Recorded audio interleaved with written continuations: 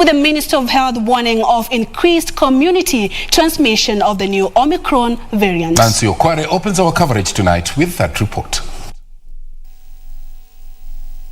For the past 8 days, the country has been experiencing a spike in COVID-19 infections, with the Ministry of Health warning of increased community transmission of the Omicron variant. So far, Kenya has confirmed 27 Omicron cases. After maintaining a relatively low positivity rate, the country reverted to recording a double-digit positivity rate on the 14th of December, which stood at 11.5%, just a day before the Health Cabinet Secretary Mutahi Kagwe announced the detection of the Omicron variant in the country. From the 17th of December to date, the country has been recording a positivity rate of above 20%. The latest statistics from the ministry indicate a positivity rate of 29.6% following the confirmation of 1,020 new infections from 3,444 samples screened in the last 24 hours. Tunajua kwamba watu wengi wanapata kazi na biashara nyingi sasa umepatikana, na kutokana na hiyo makazi nyingi inapatikana. Kwa hivyo hatuwezi kuunga uchumi ufungwe tena. Mimi najua ya kwamba kwa sasa Wakenya wengi wamejua ya kwamba hii ugonjwa wa COVID-19 upo. Tunajua ya kwamba Omicron iko na watu wanafuata maagizo ya Wizara ya Afya, na tunaendelea kuambia Wakenya waendelee kufuata maagizo ya Wizara ya Afya.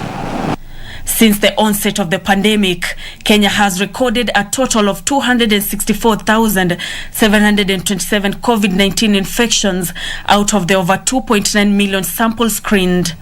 No death was reported from the disease, with the total of fatalities so far standing at 5,353. The Ministry of Health is urging more people to present themselves for vaccination against the disease. So far, only 8.9 million people have been vaccinated against COVID-19, with 5.3 million being partially vaccinated and another 3.6 million being fully vaccinated. Nancy Okware, Prime Edition. On to security matters now. The National Police Service is now urging Kenyans to avoid unnecessary travels to curb the spread of COVID-19 cases in the country. Inspector General of Police Hilary Mutyambai says that the country is witnessing an upsurge of the COVID-19 and that there was need to minimize movements and that it was not a must for people to travel up country. Zainab Said reports. The Inspector General of Police, Hilary Mutyambai, says 3,000 officers from the prisons will be enjoined in the National Police Service to boost security. He, however, noted that the officers will first be declared as special officers before being posted to different parts in the country. The service has deployed adequate security personnel and enhanced patrols to forestall any security threats.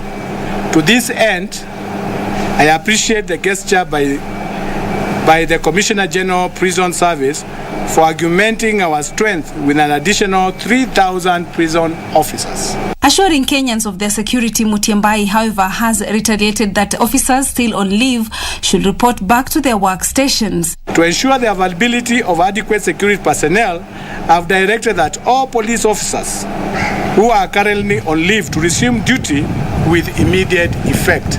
The IG also called on Kenyans and motorists to be keen on the roads during the festive season. We have resources at our disposal to ensure everybody enjoys these festivities of this season of Christmas without any disruption, including all the Kenyans working with us. I assure every Kenyan that the festivities are secured enough for you to enjoy yourself. He said there has been an increase in road crash statistics in the month of November, with 4,121 Kenyans losing their lives compared to 3,478 Kenyans in the same period last year. For Prime Edition, I'm Zainab Said. To politics now. Deputy President Dr. William Ruto says the program of issuing title deeds to landowners will be completed as part of the Hustler movement's broader scheme to resolve the delicate land question in our country. Ruto was in Mombasa for his second day tour, said the bold move will ensure that the land issue is no longer used as a political bait during electioneering period. Ruto also promised to ensure that the mega programs commenced by the government in the coastal region that included the Dongo Kundu Special Economic Zone are completed to boost the economy of the region and create jobs for many jobless youth. Ruto, who held talks with a group of elders, said the government is committed to end the land problem and squatter issue, which has been a thorn in the flesh, by ensuring all are issued with title deeds.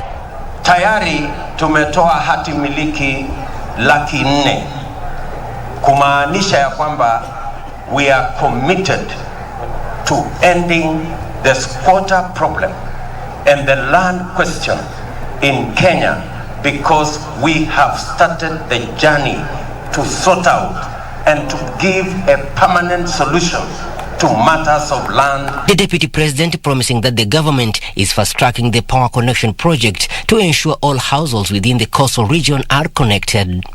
Ruto promising that if elected president in 2022, he will invest Kenya shillings 100 billion for value addition and manufacturing, hence creating job opportunities for the Kenyan youth. Ndio tuweke nafasi milioni 4 za vijana wetu wa Kenya, kwa sababu hawa vijana wengi, nimekuwa Mombasa hapa nikasikitika sana kuona vijana maelfu juu ya maelfu wamezama kwa mambo ya madawa, uhalifu, mambo ya pombe. Mimi nawaambia tuko na imani ya kwamba mwaka ujao tutatengeneza nafasi za kutosha za kazi ili tuweze kuinua hawa vijana wetu ambao leo wanahangaika kwa sababu ya kukosa ajira.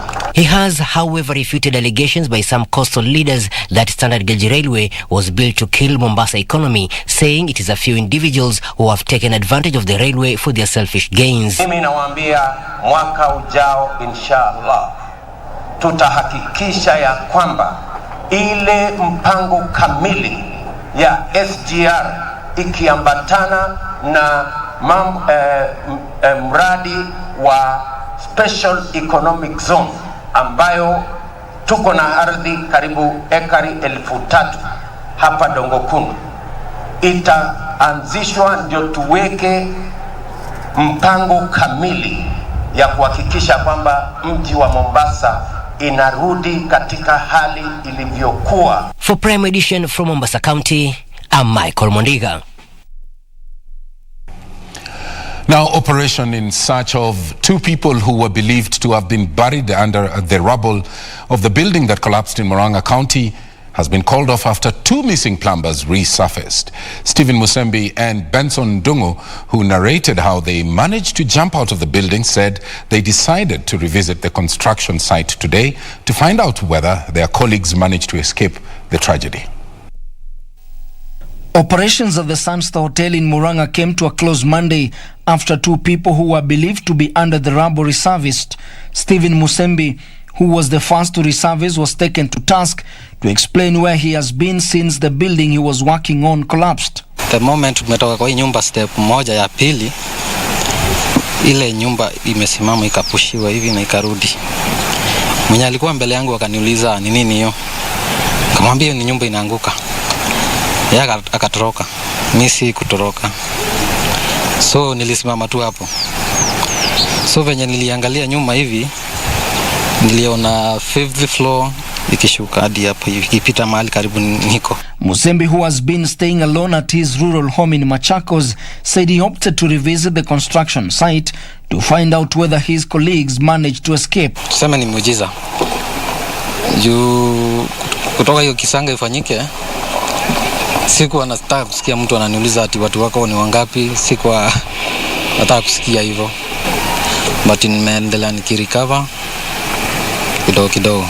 With all the 8 people who are missing following the Friday incident accounted for, the government has closed down the operation, leaving investigative agencies to carry on with their duty of bringing to book all those who neglected their work for such an occurrence.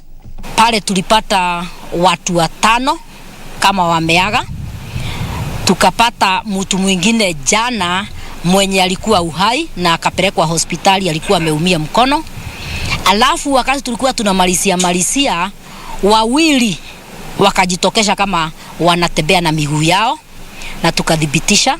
Imeandikwa kabisa unsafe, lakini hiyo unsafe lazima isemekane ni nini ndio ipeanwe ruhusa ya kubomoa, na hiyo kazi ni ya National Construction Authority. Wakimaliza kufanya hivyo, sababu hii ni biashara, najua mwenyewe atataka kurudia kazi yake, ndio tunasema kuna masharti lazima ati ndio afunguliwe kufanya kazi. The incident has claimed lives of 6 people and left 2 fighting for their dear lives at Thika Level 5 Hospital, one of them having been rescued alive Sunday after being under the debris for 3 days. Ben Chumba, Prime Edition. In Kisii County, a mother and her 2 children are fighting for their lives at Kisii Teaching and Referral Hospital after her drunk husband allegedly hacked them with a panga. Confirming the incident, Kisii County Police Commander Francis Coley said the woman was in intensive care unit while her children are in the general ward nursing serious panga wounds. Residents of Enabo village Nyaure in Kitutu Chache, South Kisii County are still trying to come to terms with a horrific incident where an alleged drunk husband hacked his wife and his 2 children with a panga. While confirming the incident, Kisii County Police Commander Francis Coley revealed that the mother is critical. The mother is still at the ICU being attended to, and we hope she will be safe from the theater and come back at least to give us hope again. Daniel Asiego, age 38, differed with his wife after a drinking spree, and a domestic quarrel ensued into a quarrel which generated into a brawl. This is something that we've been discouraging within the community, that the violence will not reach an extent where people are being maimed, killed because of issues that can be solved. When the children aged 10 and 19 intervened, they too faced the wrath of their father. Asiego, who is a technician and also serves as a mechanic, fled from the scene on a motorcycle and surrendered himself to the police at Nacheko. The 3 victims will later be rushed to the hospital by neighbors before irate residents torched their house baying for their father's blood. Akakuja akafika wakati mwingine akaanza kujiingiza na grupu zingine, akaanza kuwa mlevi, akawa waelewane na mke wake wa kwanza. Neighbors James Onsogo and Samson Nyangaresi blamed the incident on drunkenness by the couple. Wanakijiji walikasirika, wakasema sasa huyu mtu si alitoroka, wacha tuchome nyumba yake. Nyumba hii ilichomwa na wanakijiji, sio mtu mmoja. Walipigana bibi yake, alafu baadaye ndio alimkatakata. Baada ya kukatakata ndio tulikuja tukamchukua hospitali, yeye akatoroka na pikipiki. The commander expressed concern over increase of such cases in the region. Coley has called on members of the public to report such incidences and refrain from taking matters into their own hands.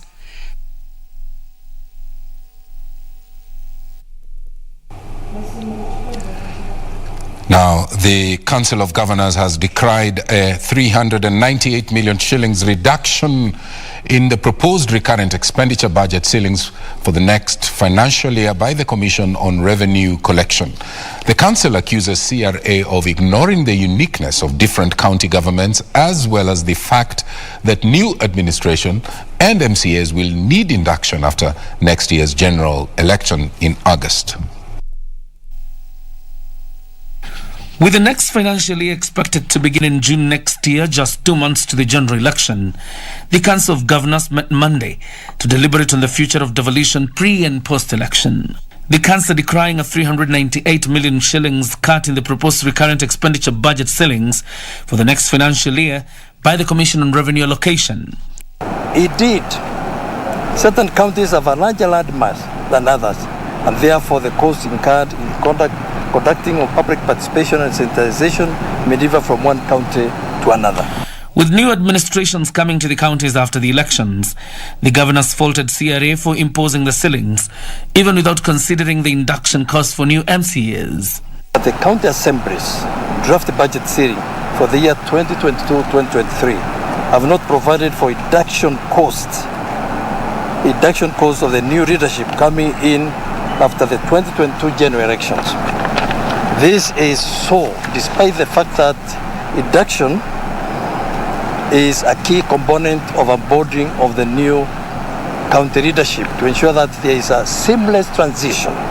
The governors have also accused the Ministry of Health of operating in secrecy in the presentation of a proposal to borrow a loan from Museo Bank for the upgrade of 20 maternity and newborn facilities in 12 counties. Whereas the counties are not opposed to the construction of the hospitals, this exercise must be undertaken in accordance with the Constitution, being cognizant of the fact that health is a devolved function. Meanwhile, Mary Mweti has been confirmed as the substantive CEO of the Council of Governors ahead of its election slated for the 27th of January next year. John Jacob Curia, Prime Edition. The bicameral parliament is set to hold a special sitting Tuesday and Wednesday from 10 a.m. to debate matters of national interest. Top on the agenda is vetting and approval of the nominee for appointment to the position of Chairperson Public Service Commission and the Political Parties Amendment Bill 2021. The legislators are convening the special sitting amid a 7-week annual-long recess that ends late January 2022. While concluding House business of the 5th session, speakers of both houses had hinted that the House might reconvene before the beginning of the 6th session to allow members dispense with a number of House business of national interest. Part of what will be debated on the Tuesday morning and afternoon sittings at the National Assembly include approval of the nominee for appointment to the position of Chairperson Public Service Commission and the nominees for appointment to the positions of members of the National Gender and Equality Commission. Also lined up for consideration are several pending bills, among them the Political Parties Amendment Bill 2021, which will be read for the second time before the floor of the House, Proceeds of Crime and Anti-Money Laundering Amendment Bill 2021, the Huduma Bill 2021, and also consideration of the Senate amendments to the National Hospital Insurance Fund Amendment Bill 2021. Members will be forced to hold evening sittings on the 2 days to conclude House business. But legislators allied to the United Democratic Alliance Party claim there is a motive to use the Tuesday and Wednesday National Assembly sittings to sneak in amendments to the Political Parties Act. What was so urgent? Why wasn't that debate brought into the floor of the House when Parliament was in session? And if there was no intention of cutting out so many members of Parliament who may have travelled now for the Christmas festive season, why would you not allow an opportunity as a speaker for a robust debate on these amendments if they truly are going to affect the whole nation? The legislators in support of Deputy President William Ruto said the timing was suspicious as many members were already on Christmas break. And I would hope that somebody will be listening and taking some deep thought, because nothing stops Parliament from resuming their sessions in January on the second week or third week and debating and commencing a robust debate on those laws as to whether they will be applicable in August 2022. And if there are any viable options that are required to better the system of elections in Kenya, then they must be brought within the permissible legal framework. The MPs are on a 7-week annual long recess set to resume by the end of January 2022. Kamche Menza for Prime Edition. Straight into the corridors of justice, the High Court has nullified the suspension of Mboya as Chief Executive Officer of the Law Society of Kenya and the Caretaker Council. According to the judgment delivered by Justice Anthony Mrima, the special general meeting where the resolutions that led to the expulsion of members were made was not properly convened.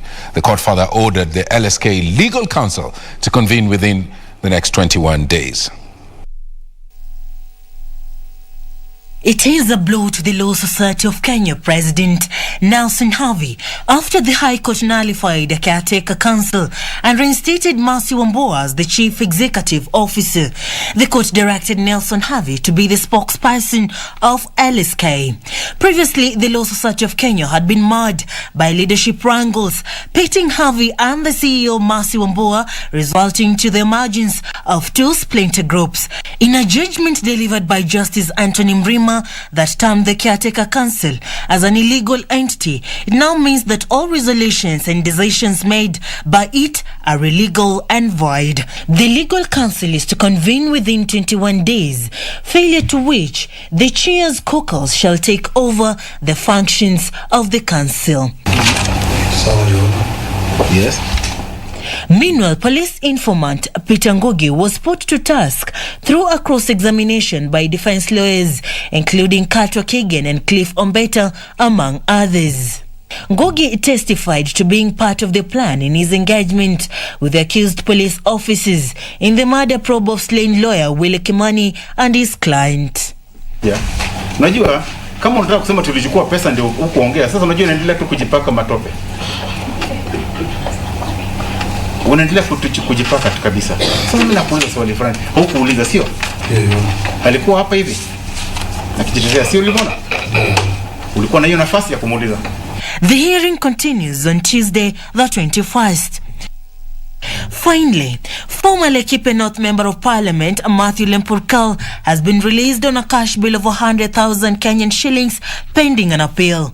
Lempurkal had been sentenced to 1 year in jail for assaulting the current Member of Parliament, Laikipia North, Sarah Korere. Serafina Robi for Prime Edition. In other news, a medical facility in Kirinyaga was today razed down with property of unknown value destroyed.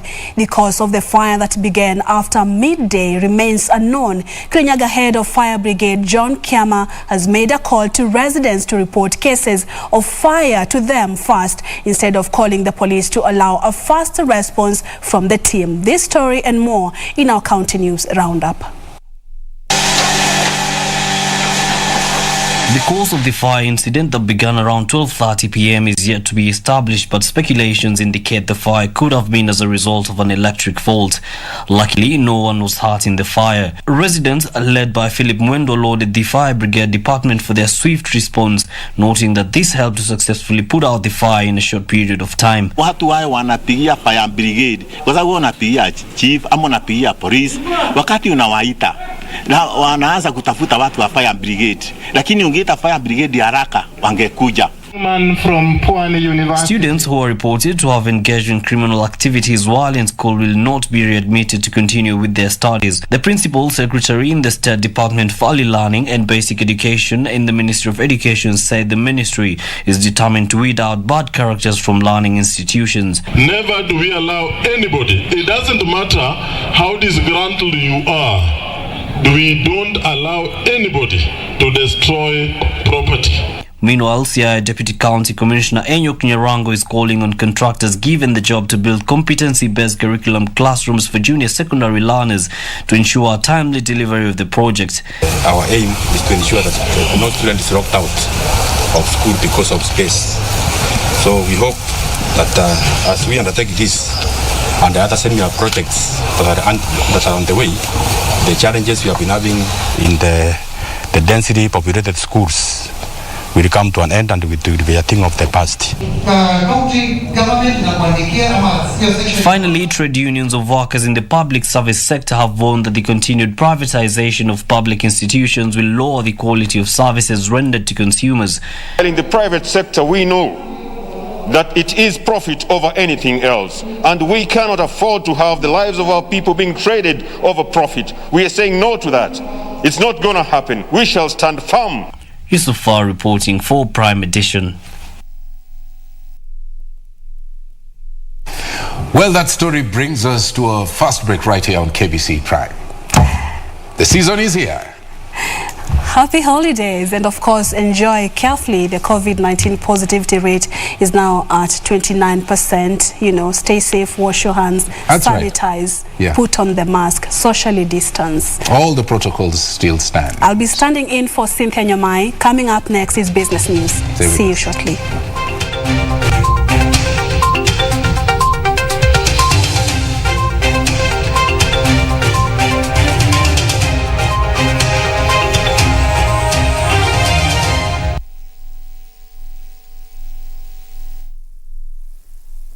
Ili kupata skiza tune hii ya mwanzo mpya, bonyeza *811 *815 hash. Usikae hapo na kujihurumia eti kwa sababu ulikosea ama ulianguka. Maisha wakati mwingine utapata umeanguka ama umekosea. Pata mafunzo pale. Unapopata mafunzo, inuka tena. Kung'uta mavumbi, songa mbele. Yaliyopita jamani, si ndwele, ganga yajayo. Maana kuna nguvu katika mwanzo mpya. Ili kupata skiza tune hiyo ya mwanzo mpya, bonyeza *811 *815 hash. *811 *815 hash.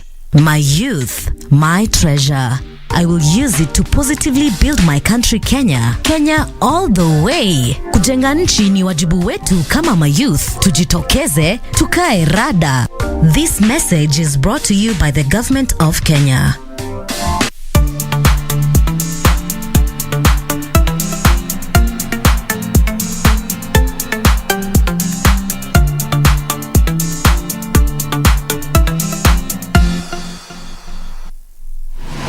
Log on to the KBC website at www.kbc.co.ke to get the latest breaking news, entertainment, sports, politics, lifestyle or business trends from Kenya and around the world. Never miss new episodes from your favorite TV shows, reruns and movies. Just stream online or watch live on your YouTube channel at KBC Channel 1 TV shows. For the day's biggest stories, trustworthy news and family entertainment, log on to KBC Channel 1. Watch what you want anytime, anywhere.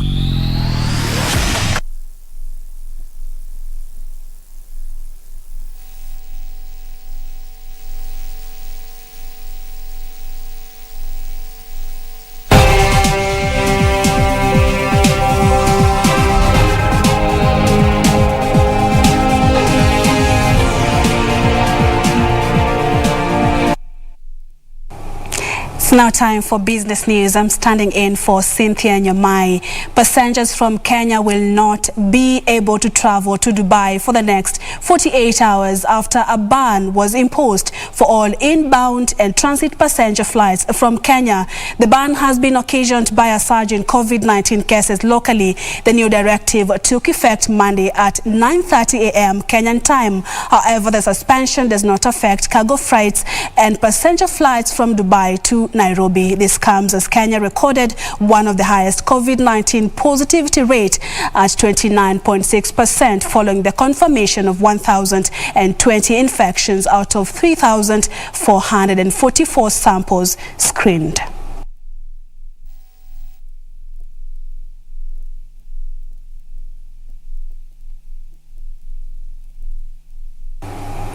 Kisumu County is banking on its stature as one of the only 5 credit-rated counties to attract county bonds to spur economic growth. Kisumu Governor Professor Anyang' Nyong'o, who spoke during the official opening of the 3-day Kisumu International Investment Summit and Expo, said cash from the National Treasury is not enough to fund the various development projects in counties, hence the need for devolved units to seek alternative funding sources. County is holding its very first International Investment Summit and Expo in a bid to showcase investment opportunities within the devolved unit. We have invited various experts in various fields, but the theme of the conference really is how we can develop Kisumu County and Kisumu City in partnership with those who can invest in this county. To spur economic growth, Kisumu County is leveraging on its stature as one of the only 5 credit-rated counties alongside Bungoma, Makueni, Laikipia and Mombasa to create an alternative source of capital in the form of county bond, which has also been tapped by Laikipia County. And in Laikipia, they've gone very far. They, like us, are credit rated. That means that we can have access to capital markets. But they have gone ahead and even gotten a county bond, thanks to James. So the idea is for the county to be the borrower, and that requires it to be credit rated. And that requires you to have a certain fiscal standard that you're operating into to give investors through the capital markets confidence that they will invest, they will get their return, and ultimately they will get paid back their money. The refurbished Kisumu port, the railway line to Kisumu, as well as the county's strategic position in the East African community presents investors an opportunity to tap into the blue economy. On the Lake Victoria, the only place you could go and do a boat or a ship was in Mwanza. Now we have ours. The first ship it is producing will be afloat in February. It's called MV Uhuru number 2. MV Uhuru number 1 is already taking petroleum goods and other goods between us and Entebbe, and Port Bell. And it's doing a fantastic job. When MV Uhuru 2 comes out in February, there will be much more business at the port going between the port of Kisumu and others. According to Professor Nyong'o, the additional aspect of rapid urbanization being witnessed in Kisumu presents another investment opportunity. For Prime Edition, I am Wycliffe Okage. Moving on, Kenya is turning its focus on climate-smart agriculture as the country battles the impact of changing climate trends. To this end, farmers in dairy, horticulture, livestock and energy sectors in 17 counties will benefit from a 6 billion credit kitty under the Kenya Investment Mechanism Program by Family Bank. The bank chief, Rebecca Mbidi, says the initiative aims at funding climate-smart agriculture technologies to enhance food security in the country. Climate change over the years has worsened weather-related risks such as droughts, floods, pests and diseases, exposing farmers to huge losses. In light of climate change, the Family Bank Pay for Performance initiative aims at scaling up climate-smart agriculture technologies to enhance the climate resilience for agricultural value chains. Climate-smart interventions encourage as minimal use as possible of destructive pesticides and as much as possible the use of integrated pest management approaches, IPM. Going forward, farmers in agricultural value chains, including dairy, horticulture, livestock and energy sectors across 17 counties, including Homa Bay, Migori, Kisii, Kisumu, Siaya, Kakamega, Bungoma, Busia, Vihiga, Kitui, Makueni and Taita Taveta, as well as Isiolo, Marsabit, Turkana, Garissa and Wajir will going forward benefit from the 6 billion shillings credit kitty.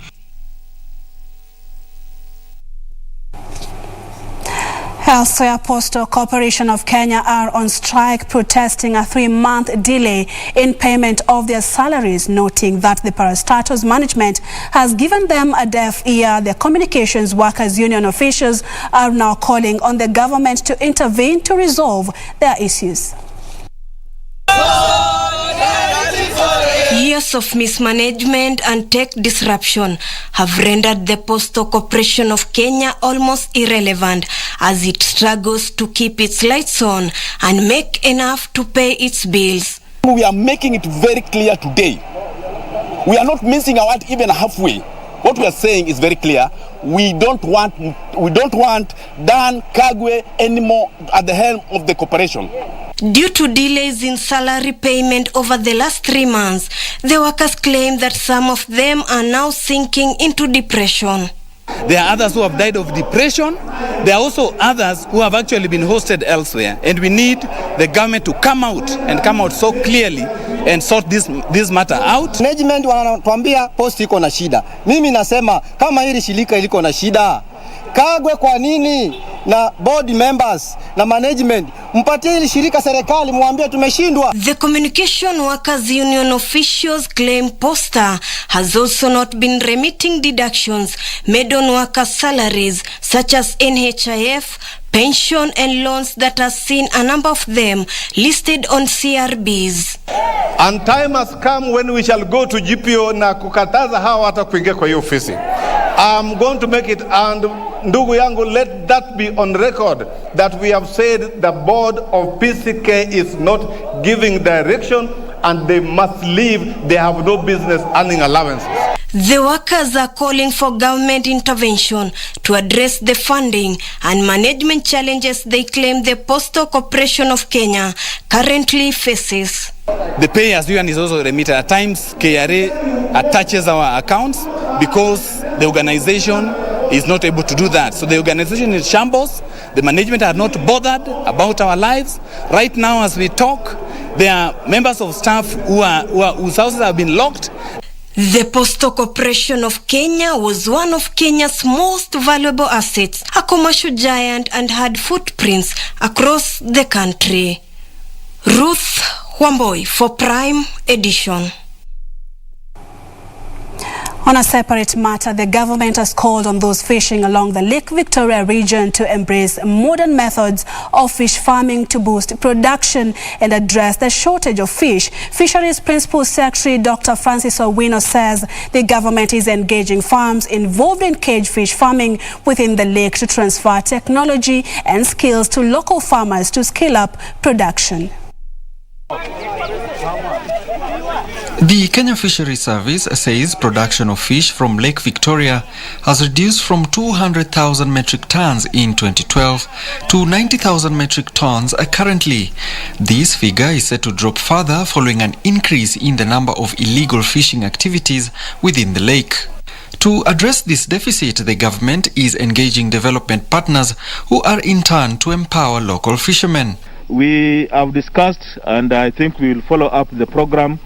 We should have farmers attached to the company, being supported by the company. It is work in progress and it is very, very good.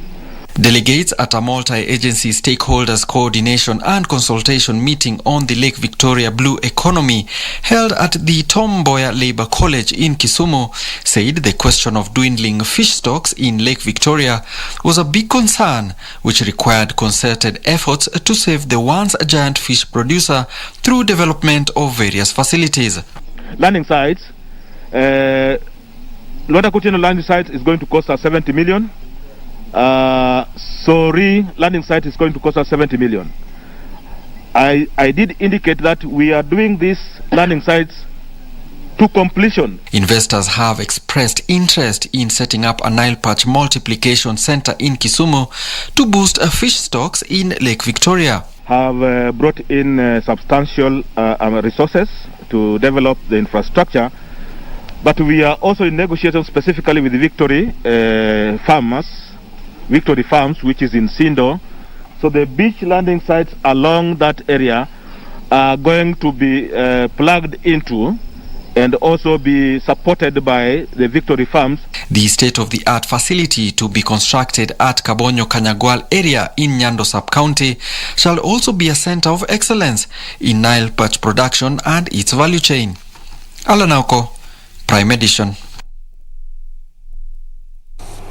The forensic audit of the Kenya Tea Development Authority will be released in February 2022. The forensic audit is expected to shed more light on the extent of mismanagement perpetrated by former directors. Agriculture Cabinet Secretary Peter Munya says that anyone found culpable of mismanagement at KTDA and aligned tea factories will be prosecuted.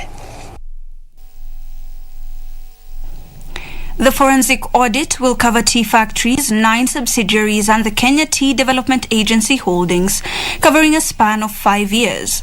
Besides unraveling the financial status of the agency, the audit will also determine the action to be taken against former directors who were fired from KTDA in June this year.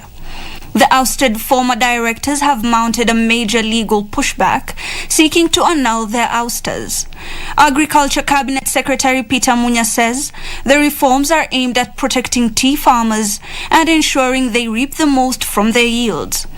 Mboya has warned tea factories that interfere with the weighing machine in tea collection centers. Policy audit ni ya kuhakikisha tumeelewa shida ya factory hii ni gani, ndio tuweze kurekebisha.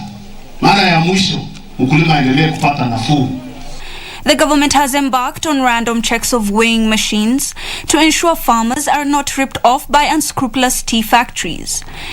Na yote ni pesa ya nani? Ya mkulima. Hiyo pia tuna audit tujue ni gani tutafunga, ni gani tutarekebisha, cost ya K3 pia iende chini, mkulima apate nini? Apate pesa. Tulijua ile mashida tuko nayo wakulima ni mingi. Na lazima tukasema we are going to be focused in serving the farmers.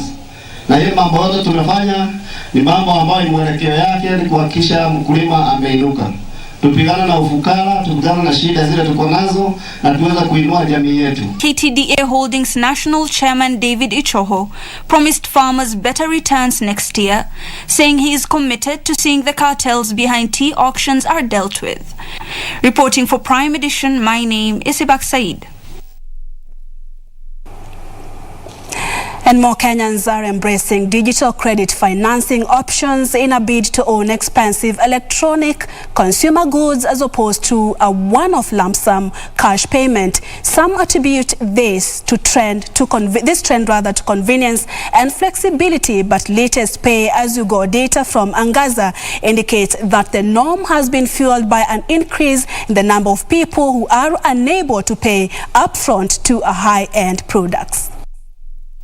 Hire purchase involves an arrangement made for expensive consumer goods in which a buyer makes an initial down payment, then pays the balance in installments. This is a business transaction that is effective for individuals or companies in need of expensive consumer goods and products. The market is, changing.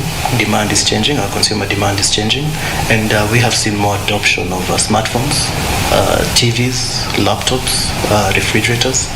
In Kenya, latest data from Angaza, which is a provider of sales and customer management technology for last-mile distributors, shows that there is a paradigm shift in the way Kenyans prefer to purchase their consumer products. Smartphone adoption in East Africa is expected to grow by 18% and by 2025, and that's from 42% to 60%. We've also seen over 100 million people adopt clean cooking stoves between 2015 and 2018.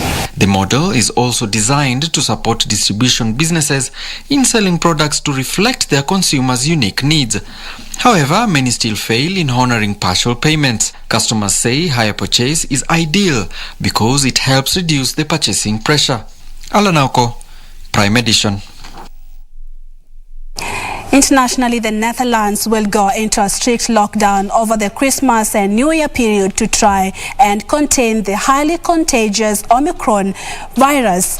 Now, all non-essential shops and services, including restaurants, hairdressers, museums and gyms, will be closed until January 14. Here are more details of this and other stories from across the world. Other measures include a recommendation that households receive no more than 2 visitors and that gatherings outside are also limited to a maximum of 2 people. Infections in the Netherlands have dropped from record levels in recent weeks after introduction of a nighttime lockdown late last month. The Omicron variant arrived as the country was already battling a wave in coronavirus infections. Cases of the variant have surged since it was first found in the Netherlands 3 weeks ago, while hospitals are struggling with the large numbers of COVID-19 patients in the wards near the highest levels this year.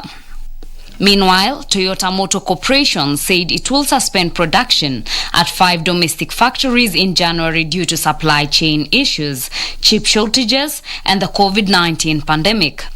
Japan's top automaker said that the stoppage at the factories will affect about 20,000 vehicles, but won't impact their annual target to manufacture 9 million vehicles. Last week, Toyota said it was projecting a bigger reduction in vehicle production in North America in January to 50,000 units due to supply chain issues. Finally, Chinese artificial intelligence startup SenseTime Group has relaunched its $767 million Hong Kong share sale. The announcement comes a week after a listing was pulled as Americans were banned from investing in the firm. Washington has accused SenseTime of developing facial recognition software to determine people's ethnicity with a focus on identifying ethnic augurs. The company's shares are due to start trading on Hong Kong Stock Exchange on December 30th. The planned listing was postponed last week after the U.S. Treasury Department placed SenseTime on a list of Chinese military-industrial complex companies, which bans Americans from investing in certain firms. Reporting for Prime Edition, I am Teresa Mutai. And that's the latest in the business world. Thank you for your company. We take a short break. Karen Kibet will be back with the sports news. Stay with us.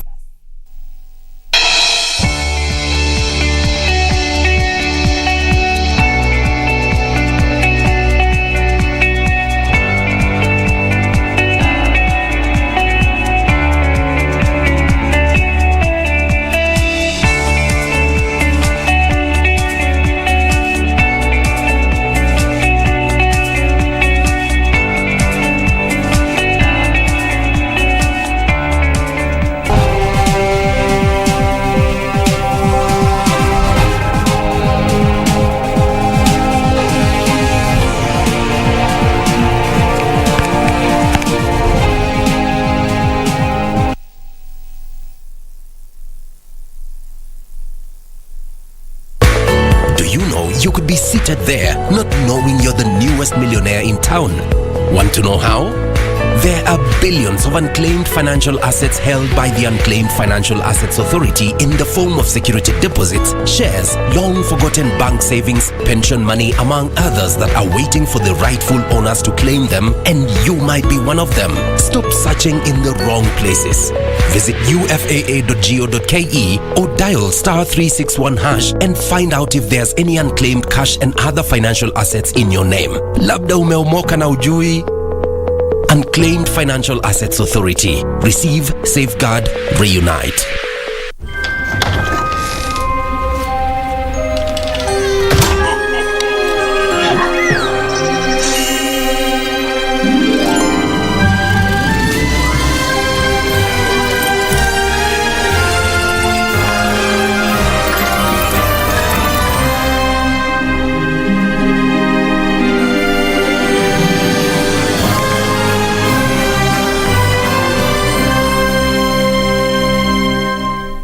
The KBC Board of Directors, Management and Staff wishes all our esteemed listeners, viewers and clients a Merry Christmas and Happy Holidays. We wish you peace, joy and prosperity throughout the coming year. Thank you for your continued support and partnership. May your holidays be filled with happiness and good cheer.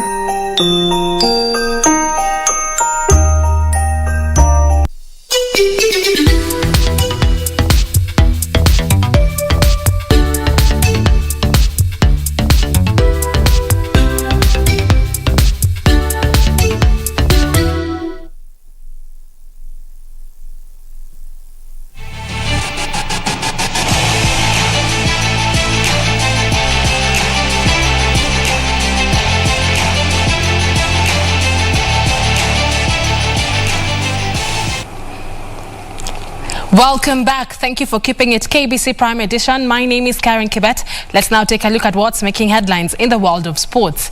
Now, Kenya Premier League champions Tusker are among the teams that will be hoping to walk away with the Team of the Year award during the Sports Personality of the Year Soya Gala Night on January 19th in Kakamega County. The Brewers won the Premier League with 65 points from 32 matches in a season that was heavily hit by the COVID-19 pandemic. Tusker FC are optimistic that having beaten the likes of record champions Gor Mahia in the race for the league title, it will be more than enough to be crowned the best team of the year at the Soya Gala to be held in Bukungu on January 19th. They also produced the Coach of the Year, Young Player of the Year and Defender of the Year during the FKF Awards Gala. After winning the league, Coach Robert Matano's men flew Kenya's flag in the CAF Champions League, where they beat Djibouti's Atasola to advance to the preliminary stages of the competition, where they lost 5-0 on aggregate to Egyptian giants Zamalek, and they dropped to the CAF Confederations Cup and again lost to Tunisian side Sfaxien. They will, however, face stiff competition in the gala that is sponsored by the county government of Kakamega, Lotto Foundation, CPF Financial Services, NSSF and Safaricom, from 4 other top teams.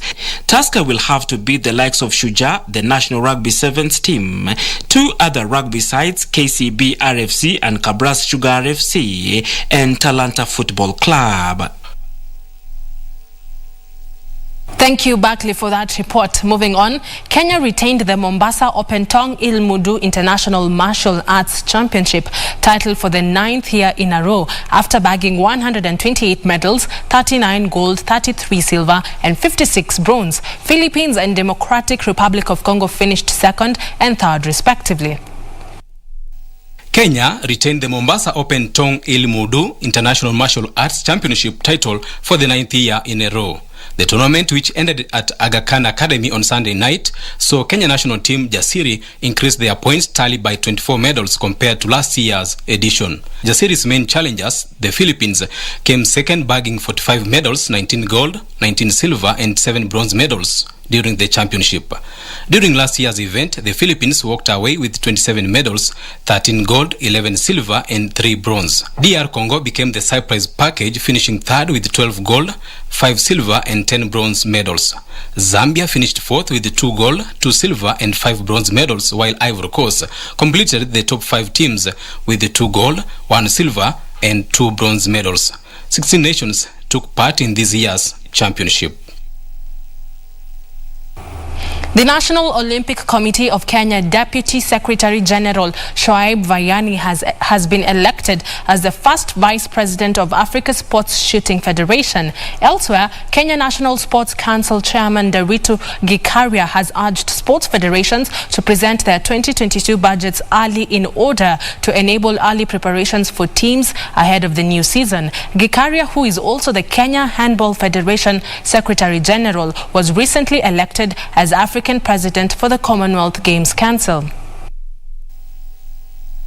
Kenya National Sports Council Chairman Deritu Gikaria, who was recently elected as African President for Commonwealth Games Council, has urged sports federations to present their 2022 budget early. This is in a bid to ensure early preparations of teams ahead of the new season. I'm asking all my 67 federations to be prepared to get fully into sports in year 2022, because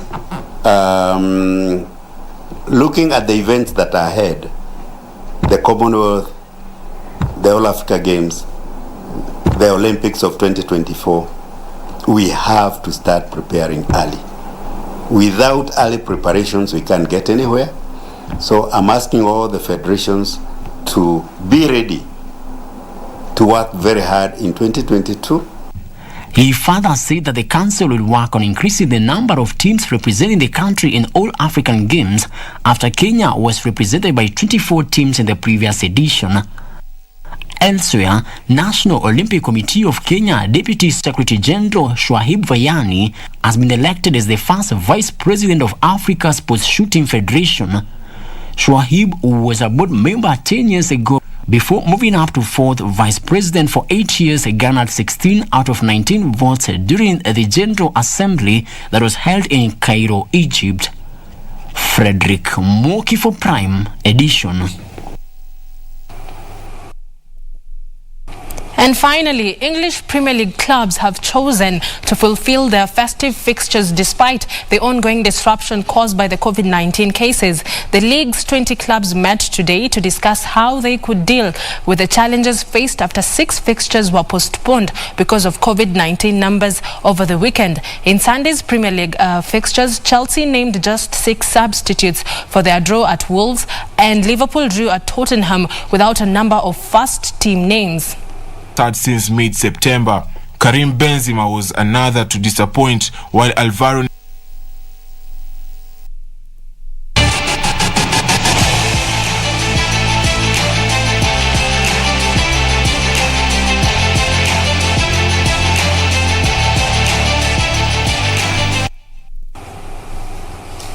And that's all we had for you tonight at the KBC Sports News. Let's do this all over again tomorrow, same time, same place. My name is Karen Kibet. Do have yourself a peaceful night. Happy holidays. But the broadcast is not yet over, as I do hand you back to Tom and Purity. Karen Kibet, fondly referred to as Marakwet Express, we thank you. Happy holidays to you too, Karen Kibet. Of course, that brings us to the end of Prime Edition this Monday night, Christmas edition. Oh yes, and also COVID-centric times. Yeah, we need to be very, very, very careful. I'm Purity Museo. Lensa Odingo has been our sign language interpreter tonight. We do this again tomorrow, same place, same time, God willing. Good night and God bless. I'm Mboya.